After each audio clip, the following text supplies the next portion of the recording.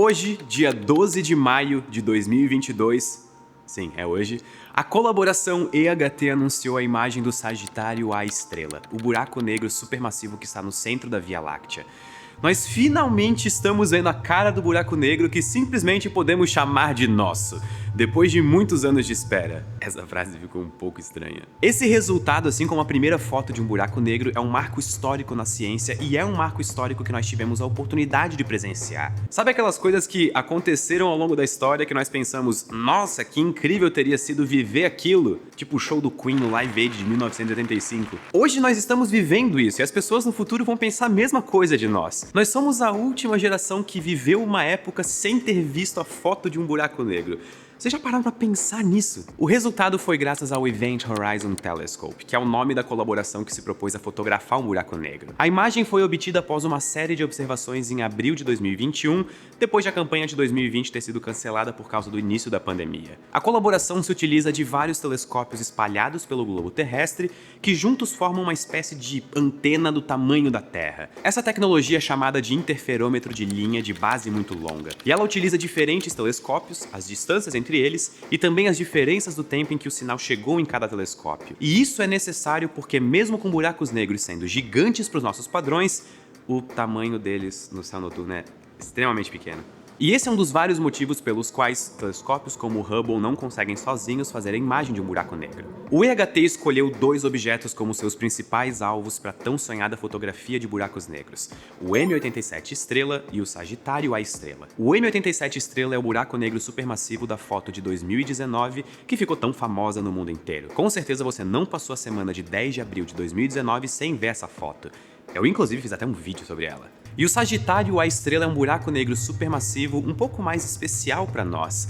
Ele é o buraco negro supermassivo da nossa própria galáxia. É algo incrível poder conhecer o buraco negro que habita a mesma galáxia que nós habitamos, e que talvez a nossa própria história pode estar relacionada com ele. Mas antes de qualquer coisa, você provavelmente está se perguntando, se o Sagitário A Estrela é o buraco negro da nossa galáxia, por que a primeira foto foi do M87 Estrela, que está a 54 milhões de anos-luz de nós? A primeira coisa a se ressaltar aqui é que apesar do abismo entre as distâncias, o M87 Estrela é um buraco negro muito maior que o Sagitário A Estrela. Enquanto o M87 Estrela é maior que o Sistema Solar, o Sagitário A Estrela é bem menor do que a órbita de Mercúrio. E é por isso que, daqui da Terra, os dois parecem ter praticamente o mesmo tamanho no céu. Então, esse não é o motivo. Algumas pessoas acham que o problema é a quantidade de poeira entre nós e o centro da Via Láctea. E esse poderia ser o caso o EHT utilizasse comprimentos de ondas menores, que inclusive é um dos objetivos futuros deles. Mas no momento o EHT trabalha com comprimentos de onda que conseguem passar tranquilamente pelas partículas de poeira. Ou seja, a poeira não é um problema para as observações. O problema real é algo chamado de variabilidade, que descreve basicamente algo que varia muito em função do tempo. Pelo tamanho do M87 Estrela, para alguma coisa ficar bem aparente que teve variação em torno dela, nós precisamos de dias de observações. Já para o Sagitário A Estrela, que é muito menor e está muito mais próximo, a região em que ele está tem muito mais variações. As coisas mudam em questões de horas. E quando eu digo variações, eu estou dizendo nas coisas que estão ali em torno ou até mesmo na posição em que ele está no céu. Se você já tirou a foto de alguém que não para de se mexer, você sabe exatamente como é difícil conseguir capturar uma foto boa. A analogia é exatamente a mesma. Agora, se os telescópios precisam de vários dias observando para conseguir capturar uma foto boa, como é possível tirar uma foto de algo que varia após algumas horas? A resposta tem bastante a ver com ciência de dados. Antes de continuar, eu só queria apontar que essa imagem do buraco negro no centro da nossa galáxia só foi possível com uma quantidade inimaginável de terabytes de dados processados. Atualmente, a maior parte das grandes conquistas da ciência acontece com uma quantidade enorme de dados, e saber mexer com eles é uma habilidade extremamente importante para o mundo moderno. Pensando nisso, a Alura está oferecendo a imersão de dados agora no mês de maio, em parceria com Acreditas. São 5 aulas online e de graça para iniciar você no mundo da ciência de dados e machine learning. Você só precisa saber o básico de Python e lógica de programação. O que em 2022 você já deveria saber, principalmente levando em conta as promoções que a Alura faz para os inscritos do canal. Peguei vocês nessa. Para se inscrever, lembrando que é de graça, é só clicar no link que está aqui na descrição desse vídeo.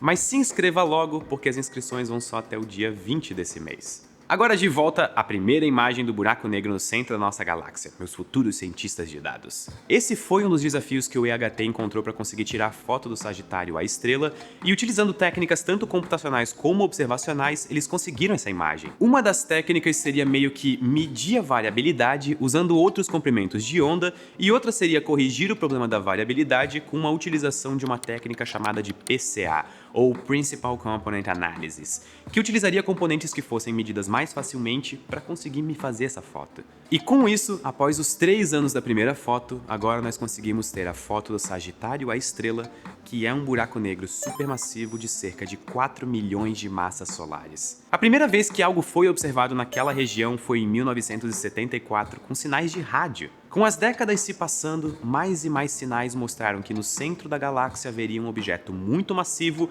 mas não tínhamos sinais o suficientes para confirmar que era um buraco negro. Apenas no final dos anos 90 e começo dos anos 2000, que 2 times de pesquisadores diferentes, o de Reinhard Genzel, na Alemanha, e da Andrea Ghez, nos Estados Unidos, ao analisarem as órbitas de estrelas no centro da Via Láctea, perceberam que ali havia um objeto compacto, possivelmente um buraco negro supermassivo. Imagina, você observando várias estrelas orbitando uma região pequena e aparentemente vazia, que tem 4 milhões de massas solares. A chance disso ser um buraco negro é alta. Esse resultado foi tão impressionante e tão importante que acabou levando o Prêmio Nobel da Física de 2020. O Sagitário A estrela, por ser o buraco negro supermassivo mais próximo a nós, acaba sendo um laboratório natural que temos para observar como é o comportamento de um buraco negro desse tipo e também testar previsões da relatividade geral. Algumas estrelas desse aglomerado já são afetadas o suficiente para que seja necessário invocar relatividade para conseguir explicar a trajetória delas. Uma dessas estrelas chega até a velocidade de 7.650 km por segundo. E tem observações que indicam que há um grupo de estrelas ainda mais próximas que chegam a 24.000 km por segundo, ou 8% da velocidade da luz. E eu acho isso uma ótima hora para acabar de uma vez por todas com a grande questão. O buraco negro supermassivo central está nos afetando gravitacionalmente? Tipo, o Sol está sendo afetado gravitacionalmente pelo Sagitário A estrela? E a resposta é não. Apesar do forte campo gravitacional de um buraco negro, ele só consegue afetar uma certa região em torno dele, que é definida por um raio de influência. No caso do Sagitário A estrela, o raio que ele influencia é de cerca de 2 a 3 parsecs, enquanto a Via Láctea tem 30.000 parsecs. Só o sistema solar está numa distância de 8.000 parsecs. Isso é 4.000 vezes o raio que o Sagitário A estrela consegue influenciar gravitacionalmente. E até um fato curioso é que a Via Láctea é cerca de 10 trilhões de vezes maior que o Sagitário A estrela, e é muito mais massiva que ele. Então é de se esperar que após certo ponto, o Sagitário A estrela perde sua força. Mas se não estamos orbitando ele, o que ele faz exatamente no centro da galáxia e por que ele dá a impressão de que nós estamos orbitando ele? E talvez essa seja a pergunta mais importante de todas e que motiva cada vez mais entendermos esses monstros no centro das galáxias, inclusive da nossa. Eu chuto que essa pergunta é até a grande motivação atrás até mesmo dessas fotos que o EHT tem juntado todo o esforço para tirar. E a resposta é um pouco complicada. Eu falei no começo do vídeo que o Sagitário A estrela é o buraco negro supermassivo da Via Láctea, e eu disse isso porque é esperado que em todas as galáxias com tamanho normal exista um buraco negro supermassivo no seu centro. A ideia que isso nos dá é que, de fato, o buraco negro estava lá e começou a atrair coisas que acabou virando uma galáxia.